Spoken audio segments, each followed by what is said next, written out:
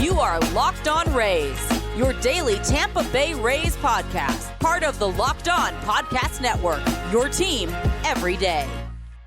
Welcome into another edition of the Locked On Rays podcast. And on today's show, we are pleased to be joined by Aram Leighton, the proprietor of JustBaseball.com. Aram, busy times for you as we near the end of August into September. This is the money season for you, right? It's a lot of people like to call it the dog days, but I love it because we get the home stretch of Major League Baseball. We get the end of minor league baseball season, and just a lot of fun stuff going on. So we just put out our top 100 update, which I'm excited about at the midseason, and it's a fun time for baseball, man. Yeah, certainly, and especially if you're a Rays fan, and with expanded playoffs, a lot of other organizations out there. Absolutely. You mentioned it, top 100 list update. That is at justbaseball.com. First off, how long did it take to put this together? Because I'm looking through it, and it seems to be very in depth and very conclusive. I'd imagine it took more than a day or two to put it all together.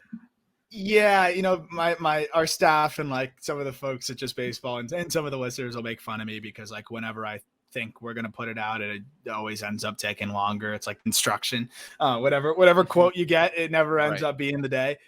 Because I do take a lot of pride in it, and I won't write a guy up unless I get either a good in-person look at them or at least enough video to consume hundreds of at-bats. So I've been able to do that for all 100 of these guys. And as you'll see on the lists, like every player has a write-up detailing how they swing the bat, their tools, their underlying data that's, not available to the public. And, most of that stuff is behind a paywall. I feel like I'm like pitching myself right now. I'm sorry. That's all good. I am really proud of that. And it's probably one of my favorite things of the year, but it's also when I'm done at the end, I'm like, thank goodness, because it's thousands of hours for sure, but it lasts for a while and then we update it again. So right. It's a lot of fun though.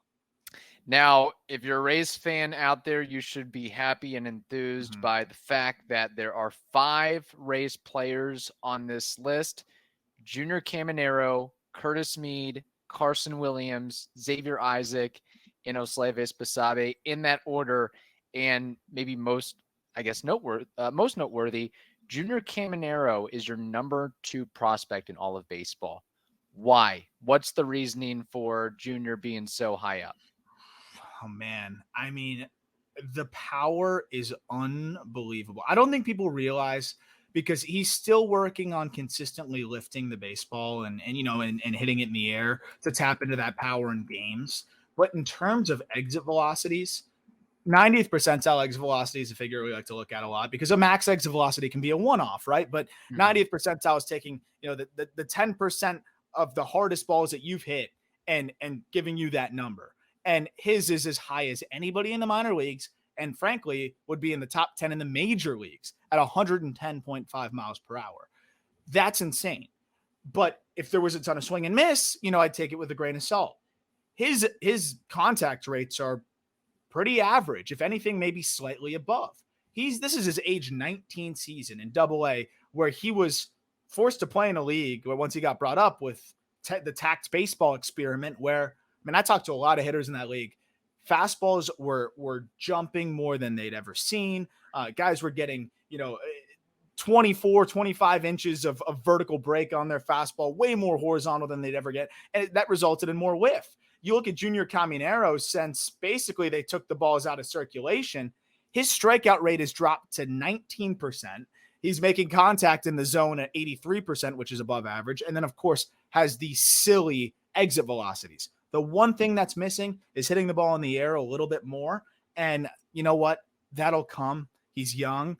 I'll take this any day of the week. It is a rare blend of power and a good feel to hit, an approach that just keeps getting better.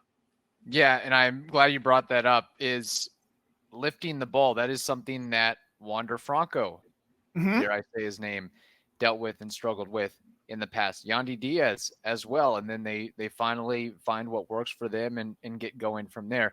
So Caminero, do you have a comp for him, what he is, what he could be fast forward 10, 15, 20 years down the line?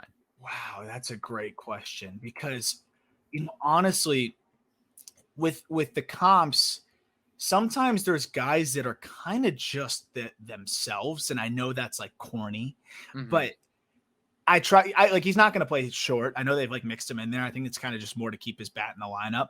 Right. He's going to play third base, and I think people are a little harsh on the defense at third. I think it's pretty darn good, given how far he's come.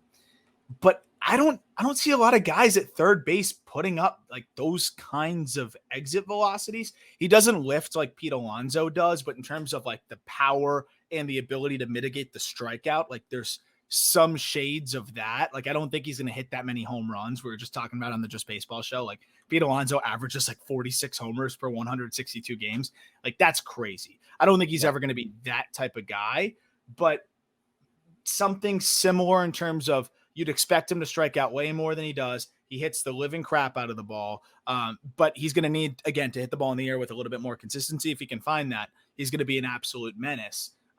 But yeah, I don't know if I have a specific comp for him because it's such a unique, young, powerful, and yet pretty advanced feel to hit type of profile. Interesting. Okay, so my next point or question with Junior Caminero is he's at AA right now. I know he's still young, but if he keeps knocking on the door like this, when do the Rays make the decision to call him up?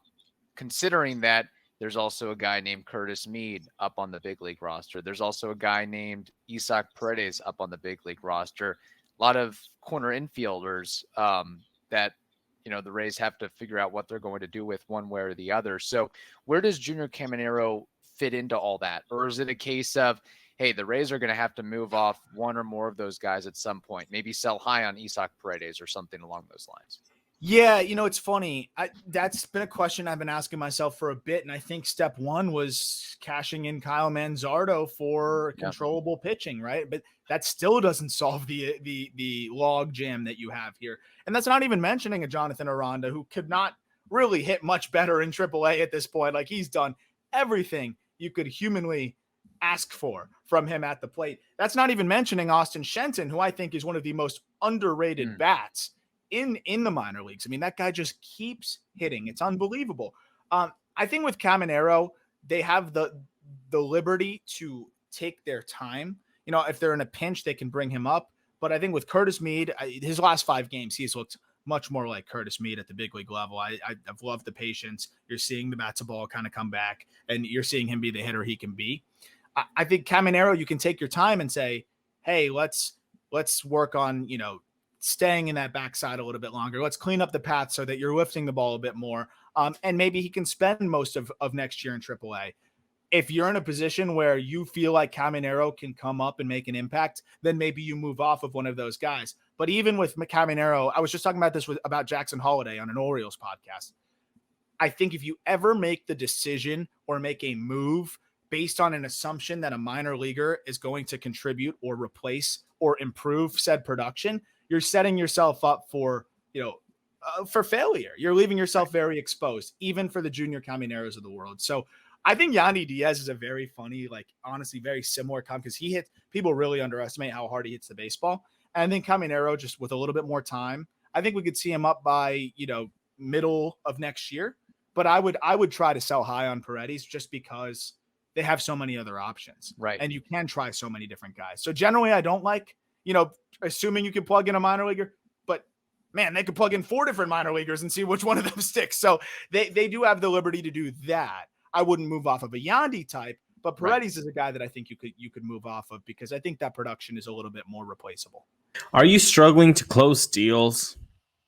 Cold outreach is wasting the time of both the buyer and the seller at every stage, especially when sellers are using shallow and outdated data. Your organization can overcome these challenges, however, with technology that translates comprehensive, high-quality buyer data into real-time insights. This deeper insights empower sales rep and teams to adopt the habits of top performers, which lead to better outcomes like more pipeline, higher win rates, and larger deals. We all like that. So we call that deep sales. And we've built the first deep sales platform with the next generation of LinkedIn Sales Navigator. Right now, you can try LinkedIn Sales Navigator and get a 60-day free trial at linkedin.com/locked on. That is linkedin.com/locked on for a 60-day free trial. Let LinkedIn Sales Navigator help you sell like a superstar today. Just go to linkedin.com/locked on and get started today.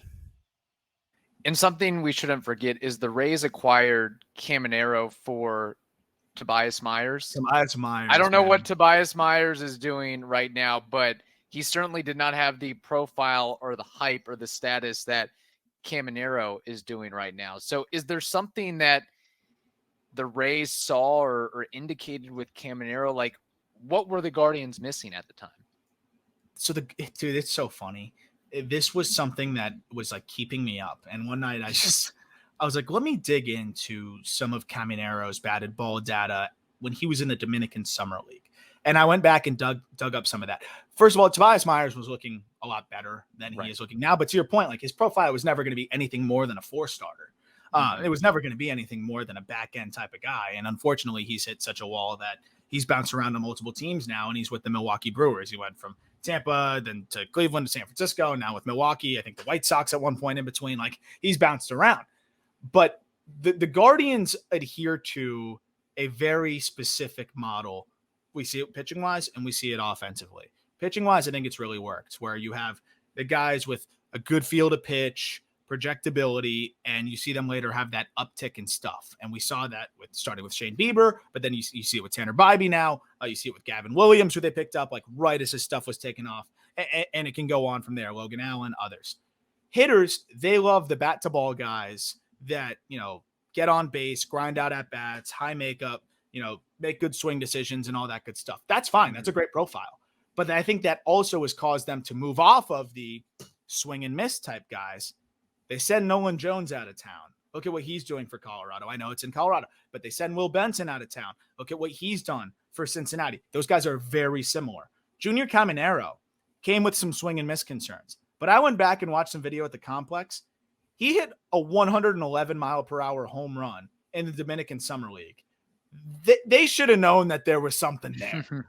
They should have known they had something. And I think the Guardians are kind of learning the hard way that it's good to have your models. It's good to have the things that you follow, but it's okay to stray from it from time to time. And I think that the Rays are an example of that. They don't always I wouldn't have expected them to go target an Aaron Savali. That's not their type of arm. I didn't even think Zach Eflin was necessarily the type of arm that they target, but sometimes that fits in and sometimes you can get more out of those guys. Understood. Now with Caminero, not to make this the Locked On Junior Caminero show, but he's, 20 years old. He's already 6'2", 215 pounds. Is he going to be able to play the hot corner long-term, or will he eventually in a couple years maybe get too big to play that position and move over to first or DH, or is it sort of a wait and see approach with all that? I think it's a little bit of wait and see, but I think he's more athletic than he gets credit for. And yeah, he might get a little bit bigger, but he's got an absolute rocket for an arm. If the range is a bit limited, I still think he can play there. I look at JD Davis. I'm like, if JD Davis can get his defense to a passable, spot with the Giants there, someone like Junior Caminero, who's much more athletic, can. His hands, I think, work fine enough. I definitely think he can play an average third base. And the bat will make it a lot more palatable if it's slightly below average. I don't think he'll be a disaster there by any means. Understood. And I mean, here's a point. Ynady Diaz played third base for how many years? And he's not a small guy by any means. That's for sure. So now looking at the rest of the Rays guys on the list, actually, before I move on to that, what kind of cemented Jackson Holliday above Junior Caminero in the top 100 rankings? Yeah, I wanted to talk myself into Junior, and there's in terms of upside, I think the 100th percentile outcome of Junior Caminero is probably higher than Jackson Holliday, but just the floor of Jackson Holliday at 19 years old to be doing what he's doing at a premium position. I think the fact that he can play an everyday shortstop as well was kind of what separated him. What he's been able to do to fly through the ranks. Now he's already in AA as a 19-year-old. He doesn't impact the baseball the same way as Caminero, but I mean, he's a plus hitter. He's a good defender at shortstop. It's 5-tool potential across the board if he can tap into a little bit more juice, and really just being able to play a premium position with all of that from the left side of the plate. He's almost like created in a lab. He's just like that perfect prototype. We talked about with Wander, like it's a different game, but it's almost like you just created this player in a lab. In a way, maybe it sort of was, because he is the son of MLB All-Star Matt Holliday. So he certainly has the bloodlines and the guidance and the advice and the coaching and the teaching that goes along with that. Like we're seeing more and more players nowadays, seemingly that come from that stock of former big leaguers, whatever it may be. So now looking at the rest of the Rays guys on the top 100 list: Curtis Mead, Carson Williams, Xavier Isaac, Ulises Basabe. Rankings aside, who are you most ecstatic about? Just who kind of you maybe have a soft spot in your heart for out of those four guys? Xavier Isaac. I don't know if there's a ranking out there that has Isaac higher. You'd probably know better than me, because I know, every time a new list comes out, you say, oh, Baseball America has these Rays guys here and whatever. Mm-hmm. I think we're the high guys on Xavier Isaac, and it's because of the soft spot I have for him. I mean, 19 years old as well, but one of the most advanced swings I've seen at the lower levels, and a monster of a human. 6'4", 240 pounds. There's a couple of videos I've put out on him on my Twitter where, I mean, it's him taking like I talk about A swings and B swings. A swing is 2-0 count. I'm getting my best hack off, and that's what the hack I get off the pitching machine. The B swing is I'm fooled and, might be butt out, one hand, or I get tied up a little bit. And what does it look like when I get my B swing off? When Xavier Isaac gets his B swing off, it's still a home run 430 feet sometimes. And that is the amazing thing to me.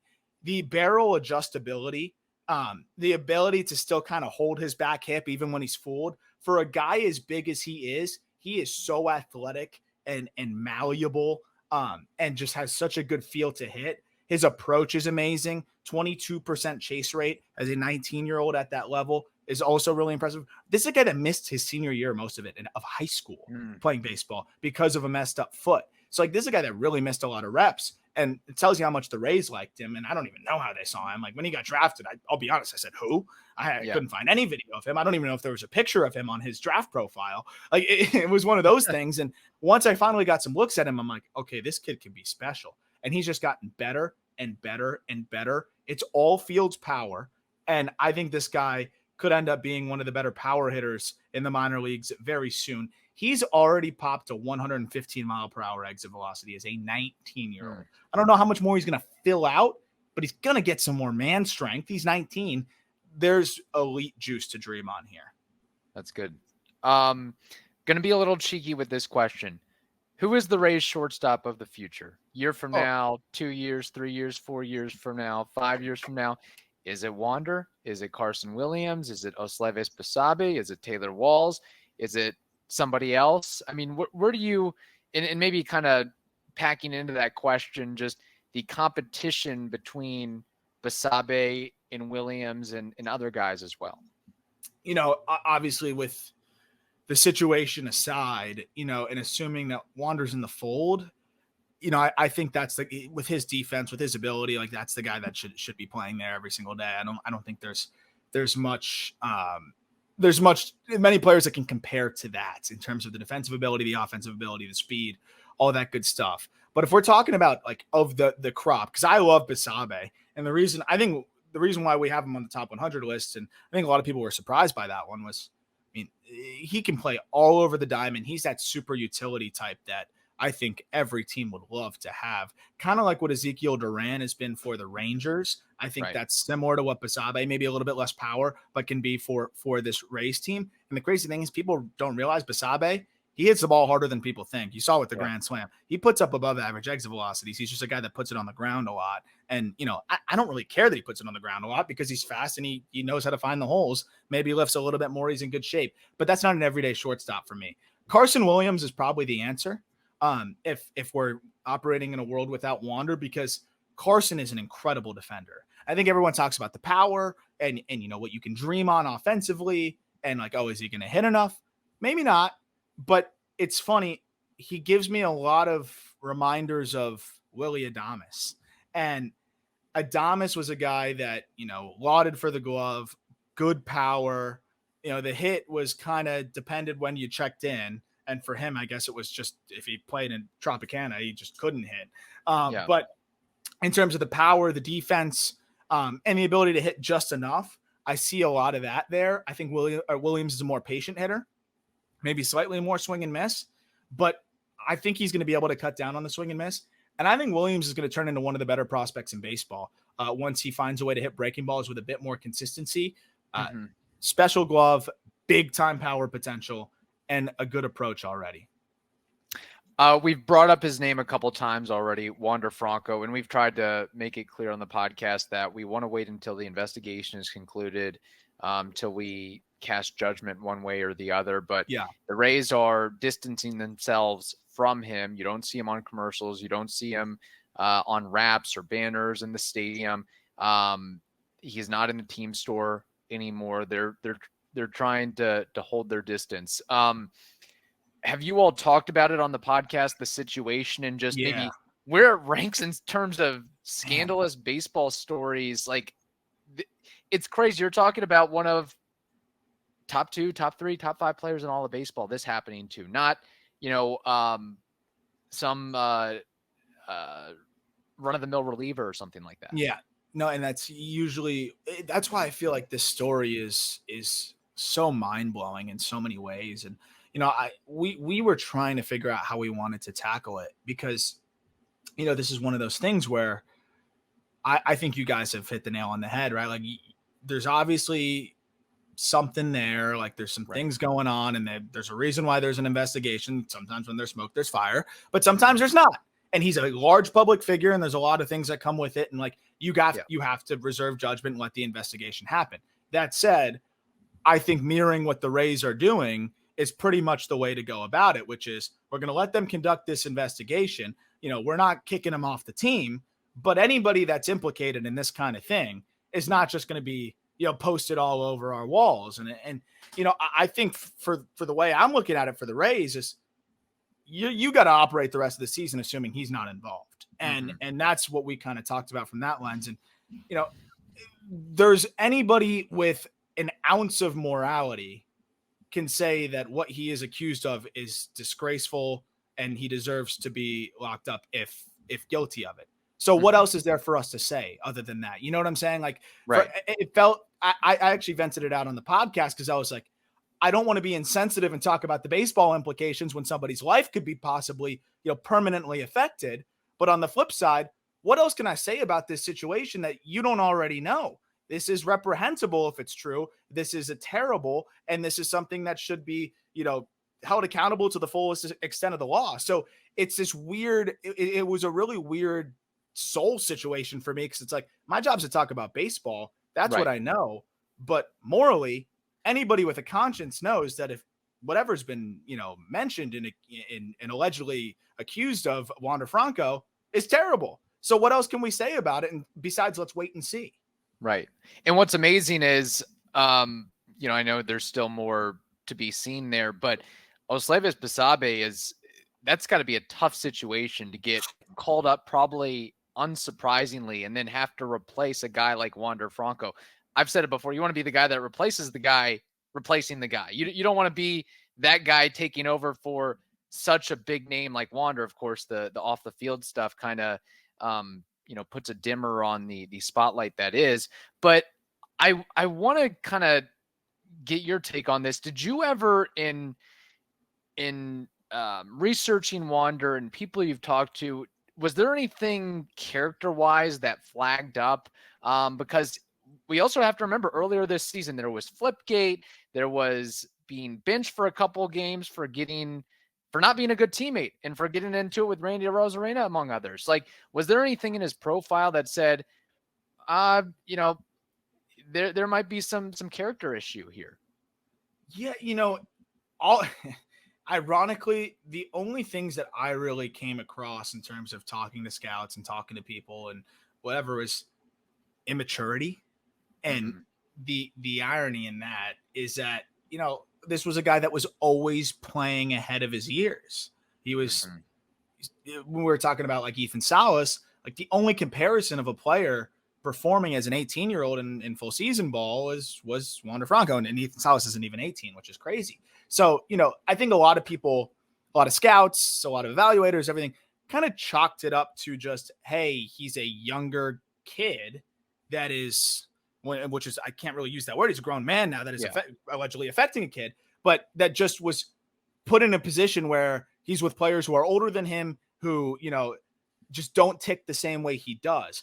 But I don't think there was ever this level of you heard more smoke about a lot of other prospects in terms of their makeup and their, the way they carry themselves and the way that they go about their business. For me, it was all I really heard is, this guy's, been the best thing since sliced bread and he knows it. And you got to just take that with what it comes from. Like people say that about Luis Robert. He's not implicated in any terrible things. Like there's a difference between, ego and, and being maybe not the best teammate in the world and the things that Wander Franco has been accused of. So no, I've never really heard anything of him being a bad person by that nature. And I think that's what made the story all the more shocking is it usually seems to be the people that you don't really know what's going on. And I mean, if everything goes down the way we all fear, it's hard to think of a more impactful story in sports in some time.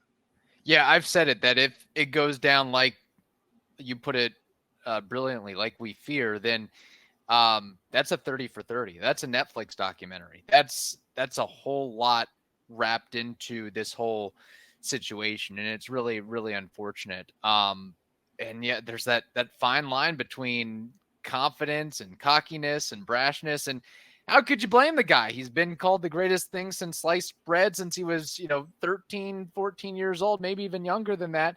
And he gets thrown $183 million guaranteed, can barely drink or maybe can't even drink at that point. I can't remember the age timelines. No, and I don't think he could. And the difference is, I think sometimes it gets to the level for some of these guys that, allegedly think they're above the law, and maybe that's where it comes in. And I don't know, but again, I've never heard anything about,